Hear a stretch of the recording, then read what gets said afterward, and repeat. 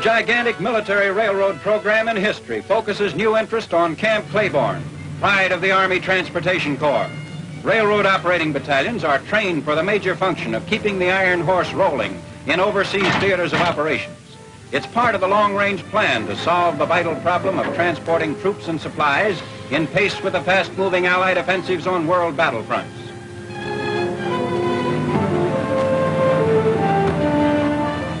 The activities of these soldiers of the railroad may be partially overlooked. You might even put them into the classification of unsung heroes. But by any name, you're sure to meet up with them somewhere, helping you and your equipment to reach their assigned destinations, safely and in a hurry.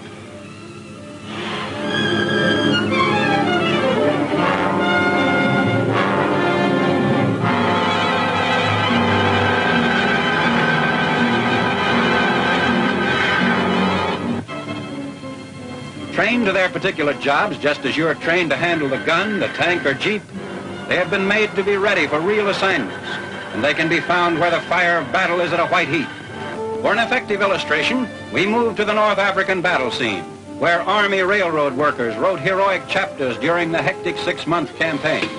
Locomotives and rolling stock had to be serviced 24 hours a day. Strategic rail sections destroyed by the enemy had to be rebuilt almost overnight. Lines to Tunis and Bizerte had to be opened and operated. The logistics of the campaign put extra heavy emphasis on railway links.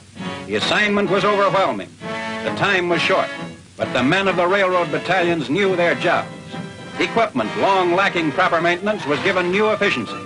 Military railroad traffic at the front increased in carload tonnage. And when the Allied commanders took final accounting of the contributing factors to victory in North Africa, the railroad troops were not forgotten.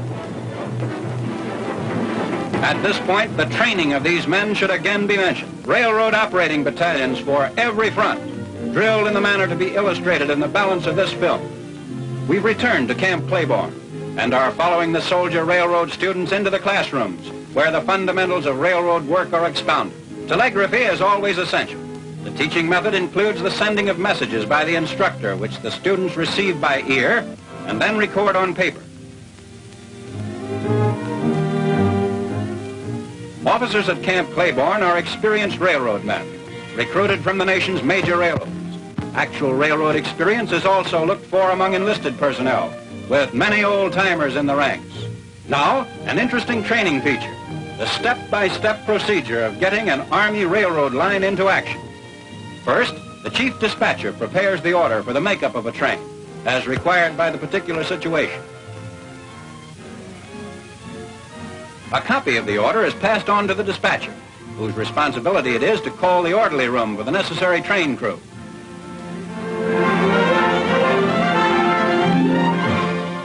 In quick order, the men are on their way. The yard master gives orders to the yard foreman for making up the special train. The yard engine the foreman is starting off will be utilized for the purpose of building up the train, beginning with the caboose.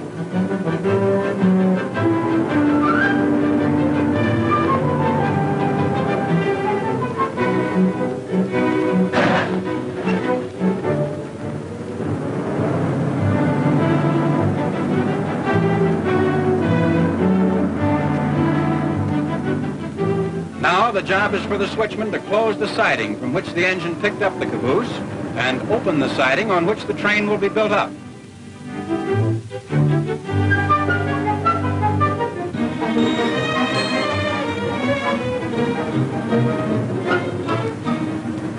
And before long, the train is completely built up.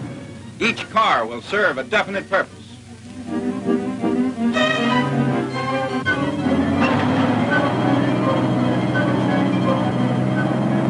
They detach the yard engine, and Mr. Iron Horse himself proudly struts out of the roundhouse.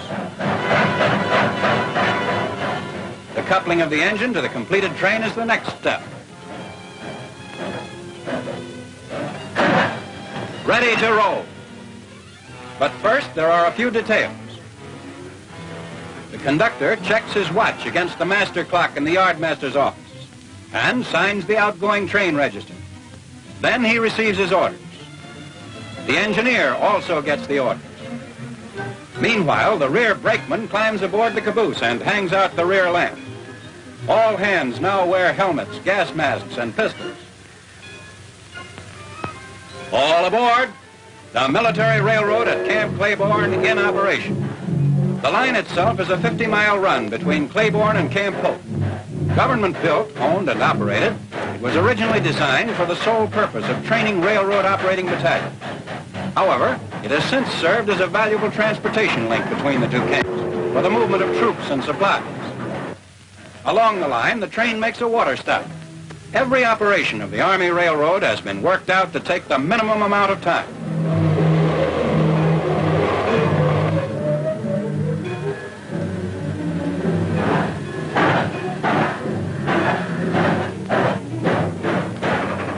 There are 8 stations between Claiborne and Polk, and the telegraph operators deliver orders on the run to the engineer and the conductor.